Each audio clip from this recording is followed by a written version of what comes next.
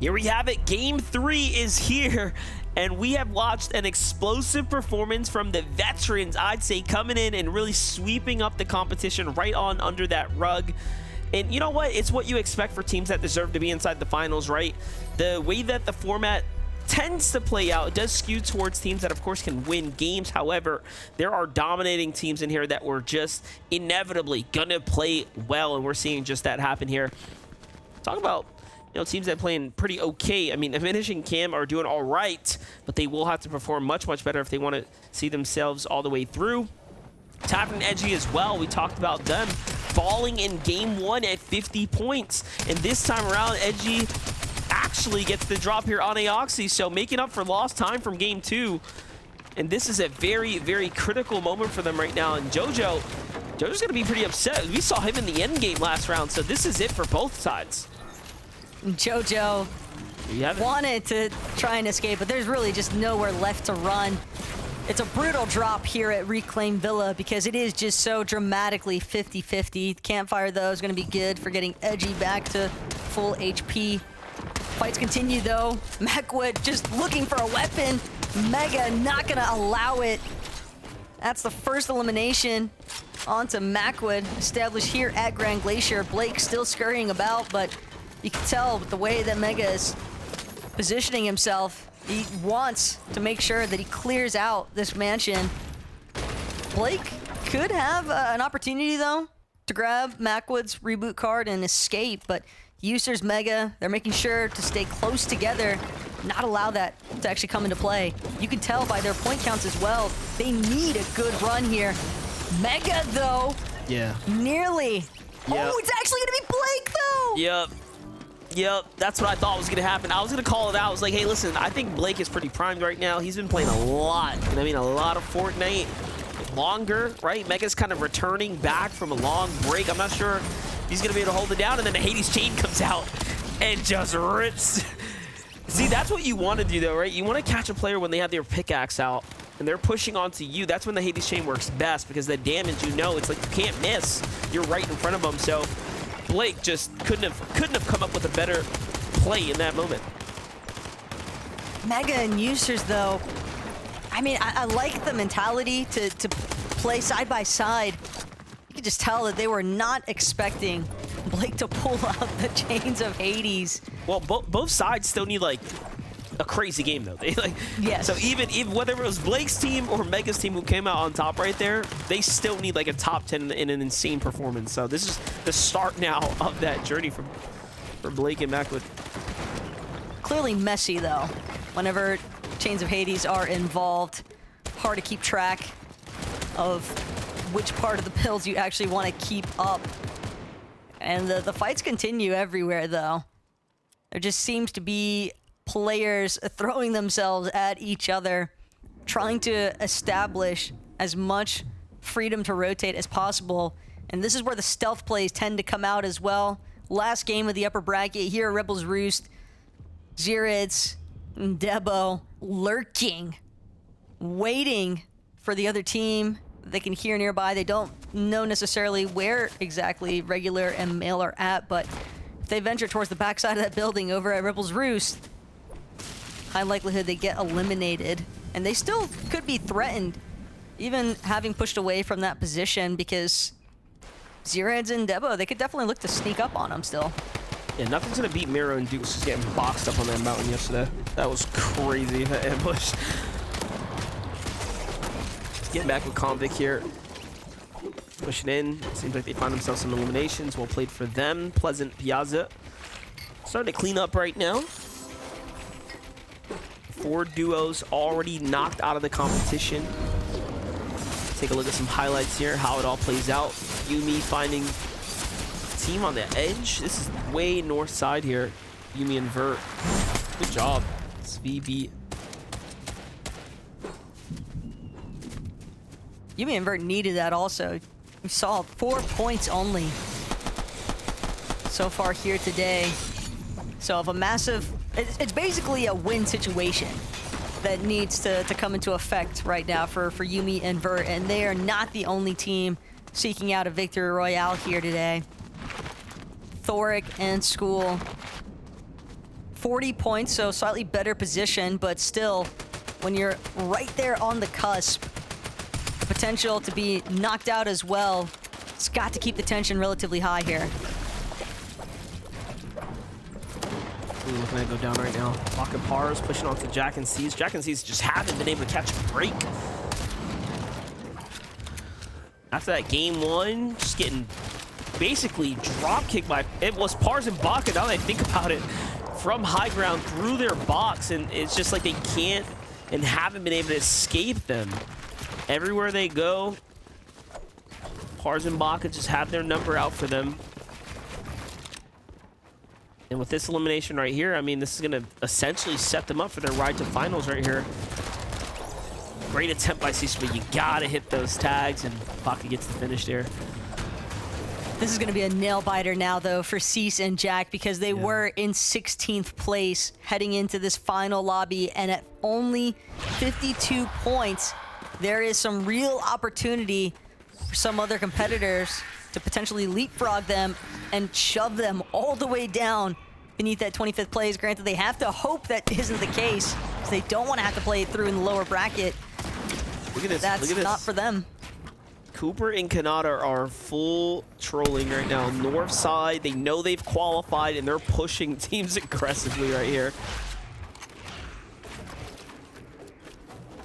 Well, the world's kind of their oyster when you've already locked in your quals to grands. Source, though, probably relatively upset about this one.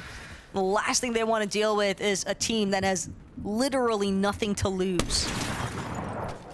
Also, the feed saw Dukes get eliminated there. It's another team that clearly is kind of locked in right now, and they're pushing teams, and it's going to backfire.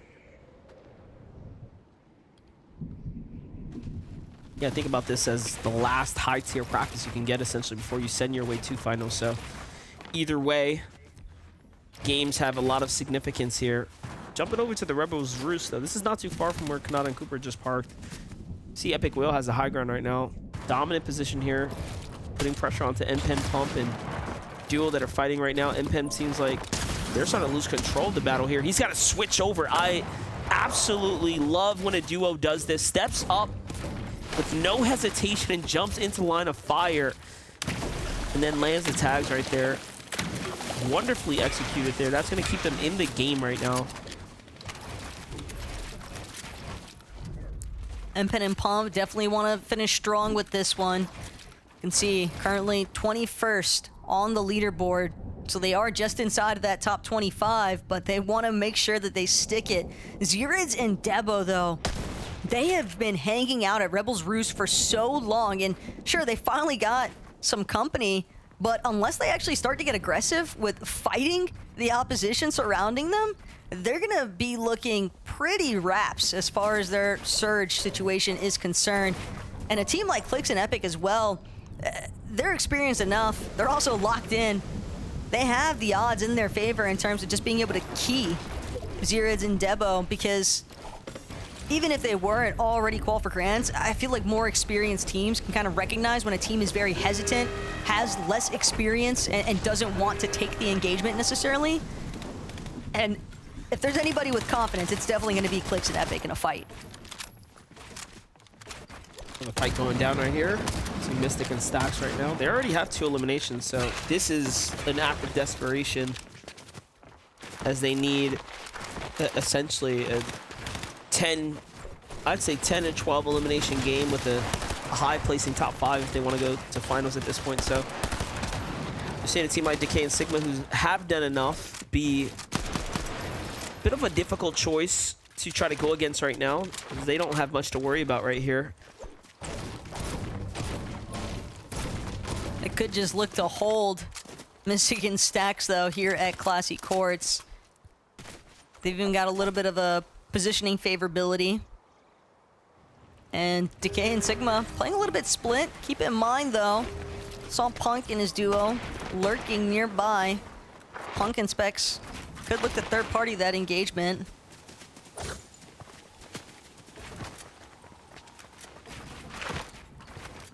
He's trying to get this tag so bad. Looking for every angle, strafing left and right.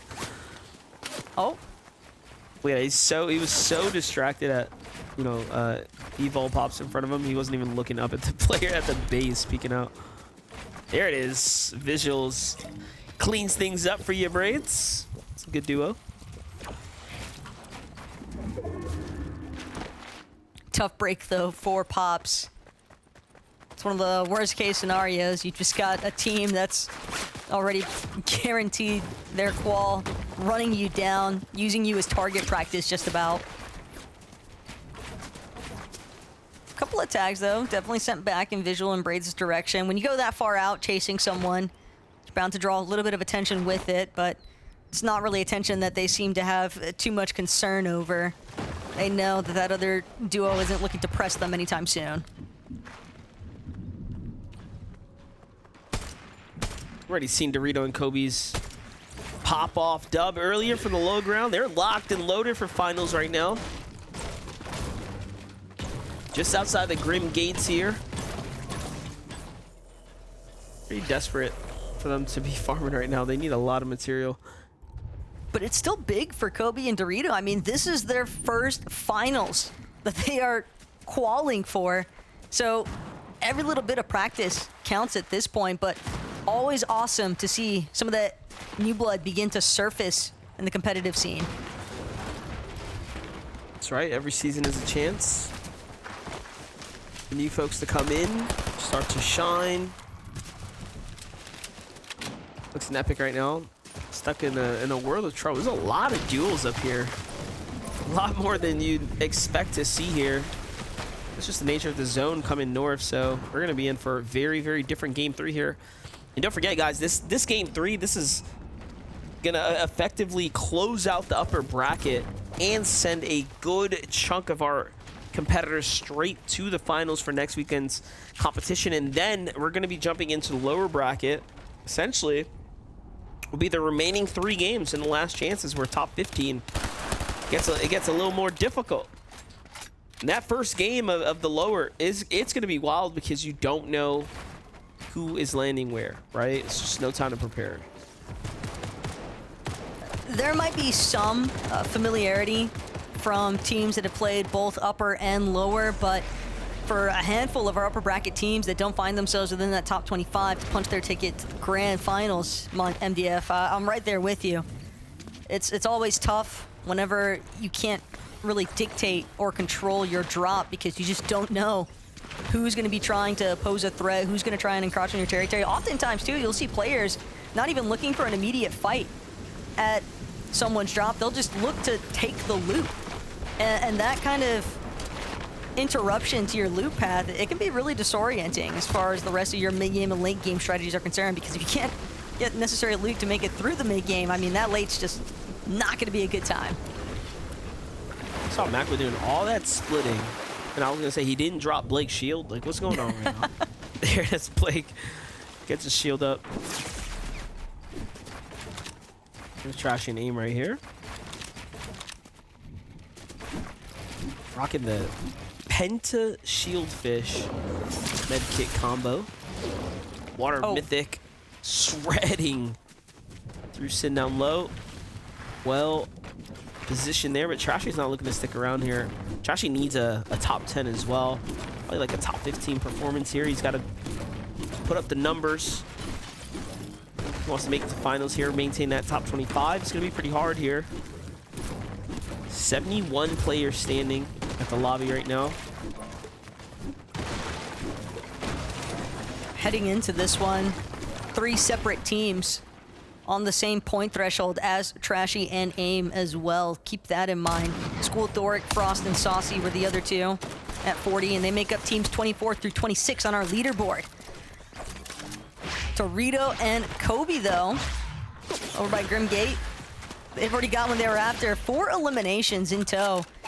And first ones to make it into the edge zone. Now looking back with the luxury of trying to prevent anybody else from making the same rotate they just did. Dorito and Kobe, though, they're going to be the ones sharing that aspect of agility. So everyone else surrounding them will know exactly where this Medallion team is at, basically, considering how they're marked on the map. But Curly and Raze, they just want to try and dash by. This is a quick in and out situation. They do not want to try and stick around for the fight. They just want to make sure they're staying ahead of the zones. I'm really loving this leaderboard update as well, showing us how many players that were inside the top 25 coming into this game are still standing.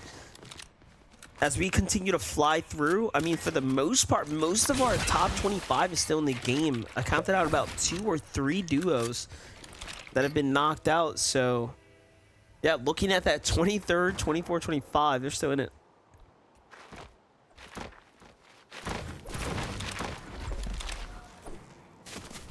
Mixon and Paco at 28 points as well. They definitely need to close this one out with a solid placement, because if they don't, that's just going to be another grant for them to sit out. Only this time, maybe even more salt in the wound when you think about it, considering that this isn't even in their home turf. They're on vacation here in NA. They have had moments throughout opens and even some of the upper bracket days so far, but if you can't pull it together, then they're going to have to take their odds down to the lower bracket. And again, with only 15 spots there in comparison to top 25, that's going to be tough to close out. Yeah, I think Paco Mixon can do it. However, unacceptable if they don't make it, right? Like that is just not an option for them right now. We jump in. I thought Vive hit that shot, but it's just well timed. It was Trashy and Chip who actually caught the angle there, but Vive and Chubbs might be the ones to secure the loot here. Quick to jump in, punish. Oh. Yeah, Vive didn't really recognize where the tag came from. It was right behind him, actually. And now the team jumps in on them. They're like, oh yeah, what's up? You wanna take the loot? No, bro. Oh my gosh, and everything just backfires here. Mistakes were made for Vive and Chubbs, and another top 25 team now officially eliminated, and they are dropping like flies. 23rd's out, 20th is out now.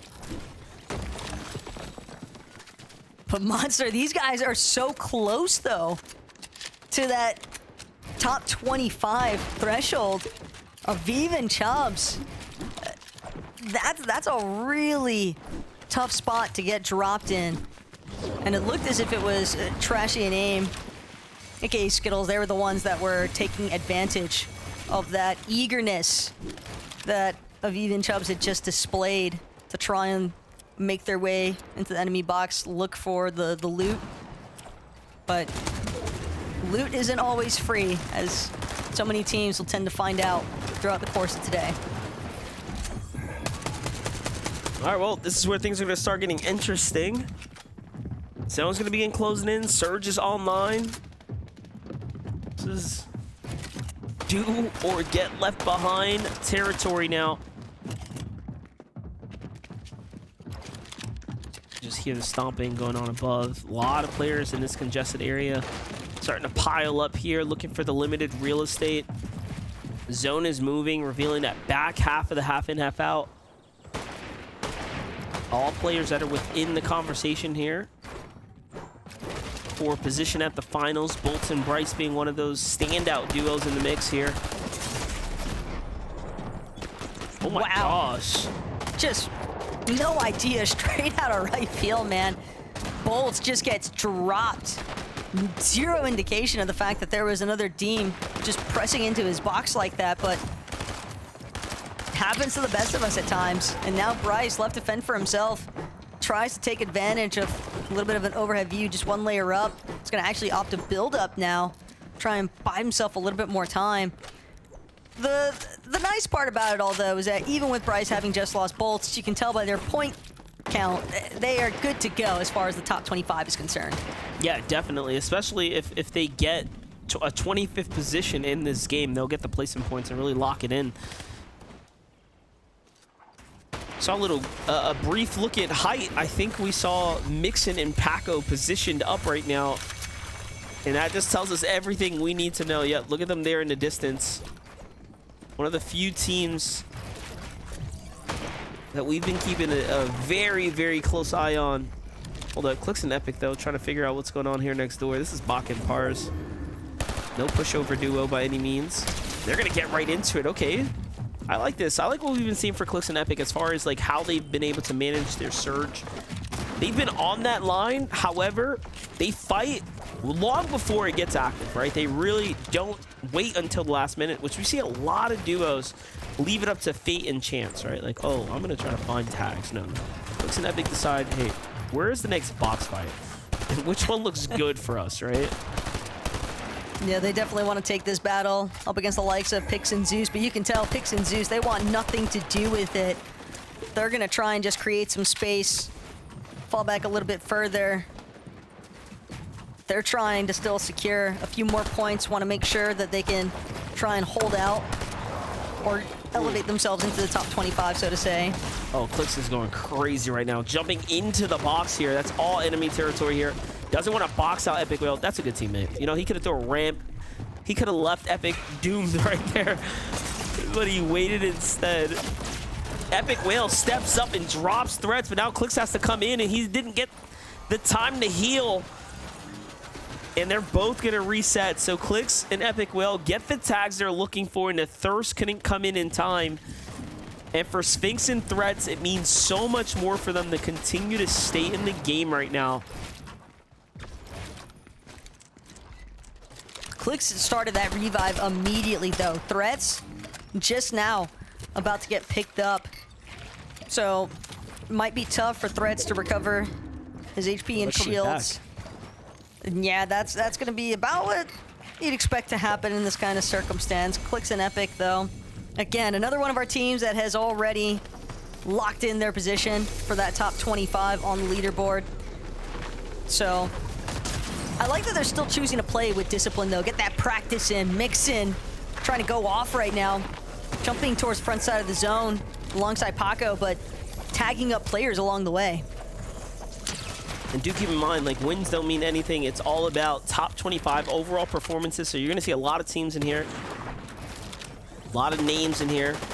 But hold up, take a look at this right now. 82 above, Mixon and Paco at 48 points here. So this is it. This is where the going gets tough for Mixon and Paco.